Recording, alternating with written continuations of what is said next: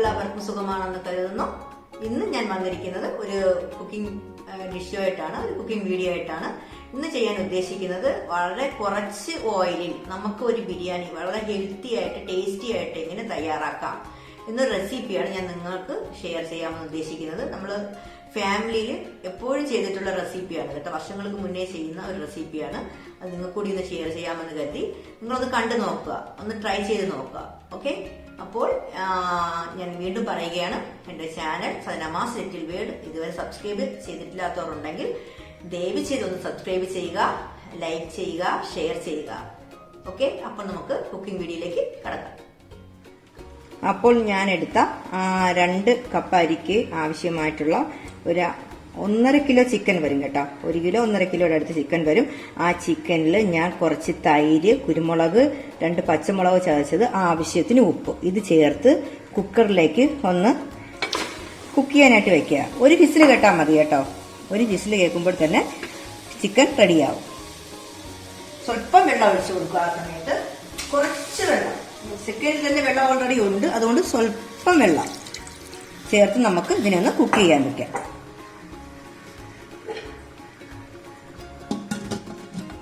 അപ്പോൾ ഞാൻ ഇന്നത്തെ ബിരിയാണിക്കായിട്ട് എടുത്തിരിക്കുന്നത് ഈ മിൽക്ക് മെയ്ഡിന്റെ കപ്പിന്റെ അളവിൽ ജീരകശാല 2 കപ്പ് റൈസാണ് എടുത്തിരിക്കുന്നത്. അതിനെ ഓൾറെഡി ഞാൻ കുക്ക് ചെയ്ത് വെച്ചിട്ടുണ്ട്. ഇത് കറക്റ്റ് ഈ ഒരു വേവ്, ഈ ഒരു ടെക്സ്ചറാണ് വേണ്ടത് കേട്ടോ. അതിൽ നമ്മൾ കുറച്ച് ഒരു നാരങ്ങയുടെ ജ്യൂസ് ഒഴിക്കുക, ആവശ്യത്തിന് ഉപ്പ്, പട്ട, ഗ്രാമ്പു എല്ലാം ഇട്ടിട്ട് കുക്ക് ചെയ്ത് വെച്ചിരിക്കുന്ന റൈസാണ്. ഈ റൈസിലേക്ക് ആവശ്യമായ ഇൻഗ്രീഡിയൻസ് 5 സവാള കേട്ടോ, മീഡിയം സൈസ് 5 സവാള, ഒരു 6 പച്ചമുളക് ചതച്ചാൽ മതി കേട്ടോ. ശരിക്കും നല്ലപോലെ സ്മാഷായിട്ട് അരയ്ക്കേണ്ട, ചതച്ചാൽ മതി. അതിന്റെ കൂടെ ഇതിലത്തെ ഈ ടൈപ്പ് മുളകുണ്ടെങ്കിൽ ഇതും കൂടി ഒന്ന് ചതച്ചിടുക. അപ്പൊ മൊത്തത്തിൽ ഒരു 8 മുളകുണ്ട്. ഒരു 4 മീഡിയം സൈസ് തക്കാളി സ്ലൈസ് ആക്കിയത്, ഇഞ്ചി വെളുത്തുള്ളി ഒന്ന് ക്രഷ് ചെയ്തത്, ഒരുപാട് സ്മാഷ് ആക്കണ്ട, ക്രഷ് ചെയ്തത്.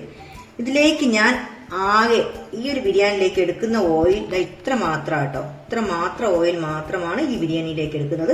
അപ്പൊ നമുക്ക് എങ്ങനെയാ ഇതിന്റെ കുക്കിംഗ് പ്രോസസ്സ് ഒന്ന് നോക്കാം.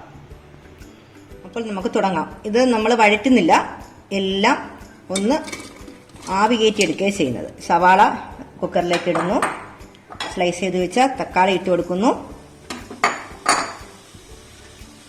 പച്ചമുളക്, ഓക്കെ, ഇഞ്ചി വെളുത്തുള്ളി ക്രഷ് ചെയ്തത്,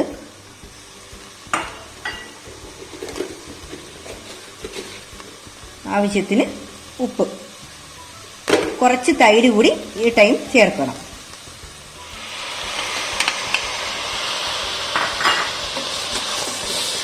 നല്ലതുപോലെ ഈ കൂട്ടിനെ ഒന്ന് ഇളക്കി ഒരു വിസിൽ കേട്ടാൽ മതി കേട്ടോ. ഒരു വിസിൽ കേൾക്കുമ്പോഴത്തേക്ക് തന്നെ അത് ഒരുവിധം ഹാഫ് കുക്കാവും. അതിനുശേഷം നമുക്ക് പിന്നെ എന്താ ചെയ്യാന്നുള്ളത് അടുത്ത പ്രോസസ്സിങ്ങിൽ ഞാൻ കാണിച്ചു തരാം.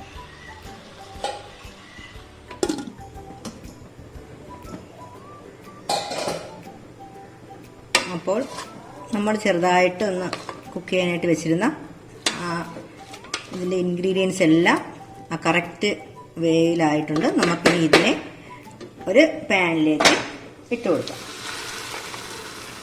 ഈ ടൈമിലൊന്നും നമ്മൾ ഓയിൽ ചേർക്കുന്നില്ല. ഈ സമയത്തൊക്കെ സാധാരണ നമ്മൾ എല്ലാം വഴറ്റുകയാണല്ലോ ചെയ്യുന്നത്, മാക്സിമം എണ്ണയിൽ വഴറ്റിയെടുക്കുകയാണല്ലോ ചെയ്യുന്നത്. ഇതിനെ കുറച്ച് സമയം കുക്ക് ചെയ്തതിന് ശേഷം അതിലേക്ക് കുറച്ച് കുക്കായാൽ മതി കേട്ടോ.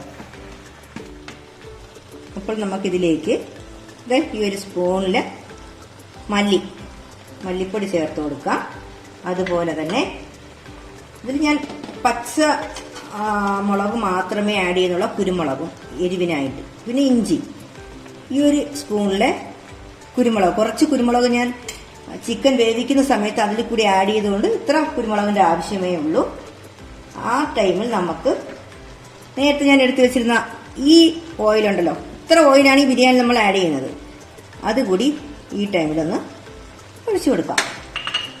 അതിനുശേഷം അതിന് നല്ലതുപോലെ ഒന്ന് ഇളക്കുക.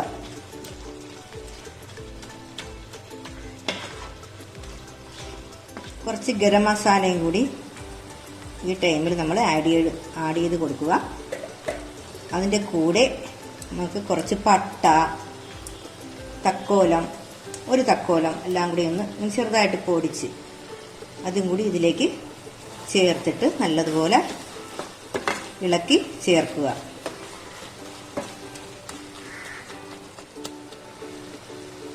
പിന്നെ കുറച്ച് ചോപ്പ് ചെയ്ത് വെച്ച മല്ലിയില കൂടി ഇതിൽ ആഡ് ചെയ്തതിന് ശേഷം നമ്മൾ നേരത്തെ വേവിച്ച് വെച്ച ചിക്കൻ ഉണ്ടല്ലോ, അതുകൂടി ഈ ടൈമിൽ ഇതിലേക്ക് ഇട്ട് കൊടുക്കുക.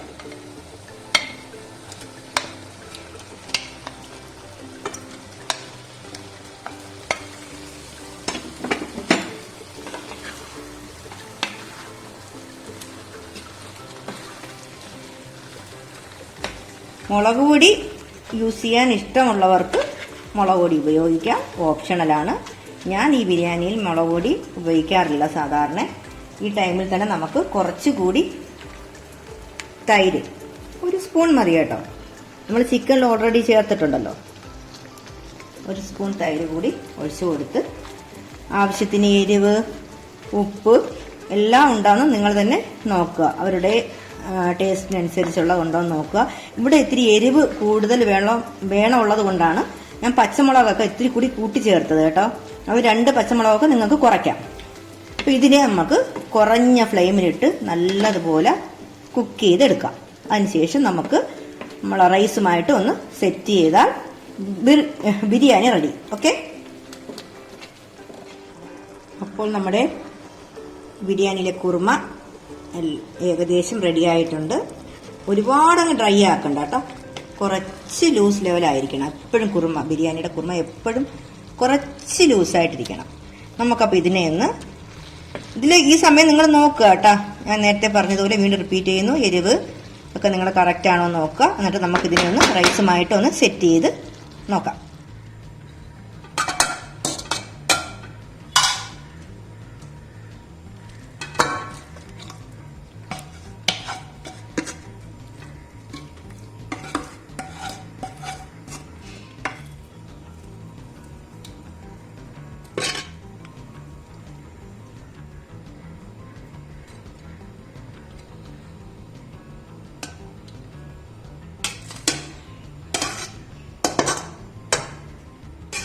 ഇനി നമുക്ക് ഇതിലേക്ക് കുറച്ച് മല്ലിയിലയും പുതിനയിലയും കൂടി ഇട്ട് കൊടുക്കാം. പിന്നെ ഇത് ഓപ്ഷനിലാണ് കേട്ടോ, ഇതിന്റെ ആവശ്യമില്ലെങ്കിൽ ഇത് ഇടേണ്ട കാര്യമില്ല. ഞാൻ കുറച്ച് എണ്ണയിൽ ഫ്രൈ ചെയ്തതാണ്. ഞാൻ പിന്നെ ഇടുന്നത് മാത്രം, ഒരു ഭംഗിക്ക് വേണ്ടി ഇടുന്നത് മാത്രം. നിങ്ങൾക്ക് അത് ഹെൽത്തി ആയിട്ടുള്ളൊരു ബിരിയാണിയാണ് നിങ്ങൾ ഉദ്ദേശിക്കുന്നതെങ്കിൽ ഇത് ഫ്രൈ ചെയ്യേണ്ട കാര്യമേ ഇല്ല. ഞാൻ പിന്നെ ഒരു ഭംഗിക്ക് വേണ്ടി ആഡ് ചെയ്തെന്ന് മാത്രം. ഇത് ഇട്ടതിന് ശേഷം ഇതിലേക്ക് ഞാൻ ആകെ ചേർക്കുന്നത്, ഈ ബിരിയാണിയിൽ ചേർക്കുന്ന ആകെ നെയ്യുടെ കണ്ടന്റ് എന്ന് പറയുന്നത് ഇത്ര മാത്രം. ഇതും ചേർത്തില്ലെങ്കിലും കുഴപ്പമില്ല കേട്ടോ.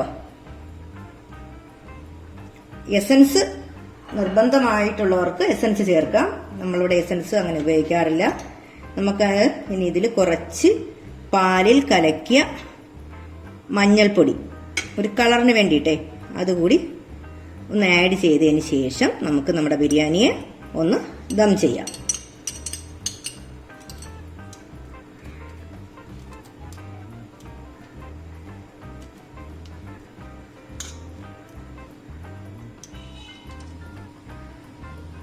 നമ്മുടെ ഇവിടുത്തെ ദം പ്രോസസ്സിങ് ഇങ്ങനെയാണ്. ഞാൻ ഇതിന് മുന്നേയുള്ള വീഡിയോയിൽ പറഞ്ഞിട്ടുണ്ട്. കുറഞ്ഞ സിമ്മിൽ ഗ്യാസ് ഓൺ ചെയ്തിരിക്കുകയാണ്. കുറഞ്ഞ സിമ്മിൽ ഗ്യാസ് ഒരു 5 മിനിറ്റ് കുറഞ്ഞ സിമ്മിൽ കിടക്കുക. ഇതിനൊരു വെയിറ്റ് കിട്ടാനായിട്ട്, ആവിയൊന്നും പുറത്ത് പോകാതിരിക്കാനായിട്ട് ഞാൻ ഈ കുക്കറിൽ നല്ല ചൂടുവെള്ളമാണ് വെച്ചിരിക്കുന്നത്. കട്ടിയുള്ള ഒരു പാത്രത്തിൽ വെക്കുമ്പോൾ അത്രയും അതിൽ ദമ്മാവും, ആവി പുറത്തു പോകില്ല. ഇതിന് ശേഷം ഒരു 10-15 മിനിറ്റ് കഴിഞ്ഞതിന് ശേഷം നമുക്ക് എങ്ങനെയാണ് നമ്മുടെ ബിരിയാണി ഇരിക്കുന്നതെന്ന് ഒന്ന് നോക്കാം.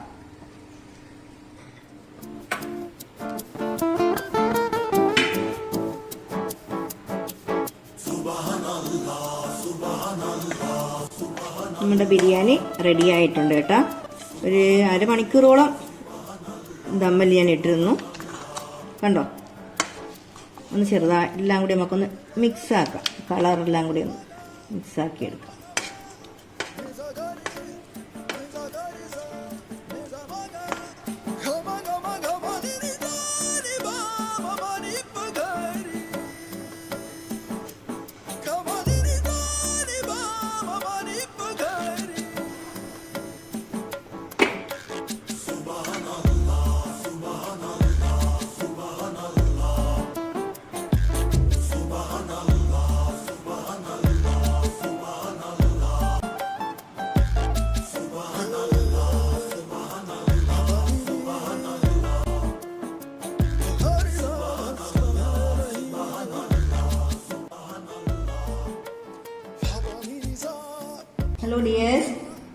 നമ്മുടെ ബിരിയാണി ഞാൻ സെറ്റ് ചെയ്തിട്ടുണ്ട്. ഒറോൺ പപ്പടം ഏറ്റവും നല്ല കോമ്പിനേഷനാണ് ബിരിയാണിയുടെ കൂടെ. പൈനാപ്പിൾ, മുട്ടയില്ലാത്ത ബിരിയാണി ചിന്തിക്കാൻ പറ്റില്ല കേട്ടോ. അതുപോലെ പിക്കിൾ, ലൈം പിക്കിളാണ്. പിന്നെ സലാഡ്, ഞാൻ സലാഡ് തയ്യാറാക്കിയത് കുക്കുംബർ, സവാള, പച്ചമുളക്, നല്ല തിക്കായിട്ടുള്ള തൈര് ഇത് ഉപയോഗിച്ചിട്ടാണ് ഇന്നത്തെ സലാഡ് ഞാൻ തയ്യാറാക്കിയിരിക്കുന്നത്. ഇതെല്ലാം കൂടി കൂട്ടി ഒന്ന് ജസ്റ്റ് ഒന്ന് ടേസ്റ്റ് ചെയ്ത് നോക്കട്ടെ.